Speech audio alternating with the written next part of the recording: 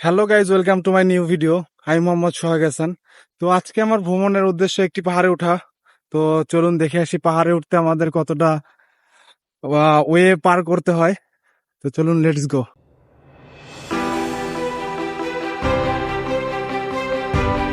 তো উপরে মালিক ভাই অলরেডি চলে গেছে। তো সে অলরেডি বসে আছে, দেখতে পারবেন। হ্যাঁ মালিক ভাই, তো এটা এটা ভাই মেক করছে কারা এই সিঁড়িগুলা? তো নৌবাহিনী সিঁড়িগুলো মেক করছে যেন সহজে আমরা পাহাড়টা ভ্রমণ করতে পারি এবং এনজয় করতে পারি। তো মাত্র অর্ধেক উঠেছি।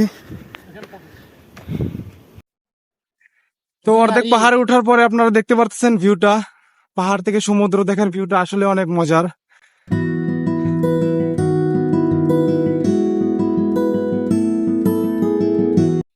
অবশেষে আমরা পৌঁছে গেছি আমাদের গন্তব্যস্থানে। আসলে জীবনে সব বাতাস খাওয়া দরকার, কিন্তু এসি বাতাস নয়, কারণ প্রাকৃতিক বাতাসের উপরে আর কিছুই হয় না। তো অবশেষে আমরা আমাদের গন্তব্যস্থানে চলে এসেছি। এখান থেকে আমরা সম্পূর্ণ পাহাড় থেকে সমুদ্রটা এনজয় করব, এবং প্রাকৃতিক বাতাস তো আছেই, যা আমাদের মনোমুগ্ধকর শান্তি দিচ্ছে। তো আজকে আমাদের পাহাড়ের ভ্রমণে এটুকুই শেষ ছিল। তো দেখা হচ্ছে নেক্সট ভিডিওতে, ততদিন ভালো থাকবেন। এখন আমরা ব্যাক করব আমাদের অ্যাকোমোডেশনে। তো চলুন, আল্লাহ হাফেজ, থ্যাংক ইউ সো মাচ।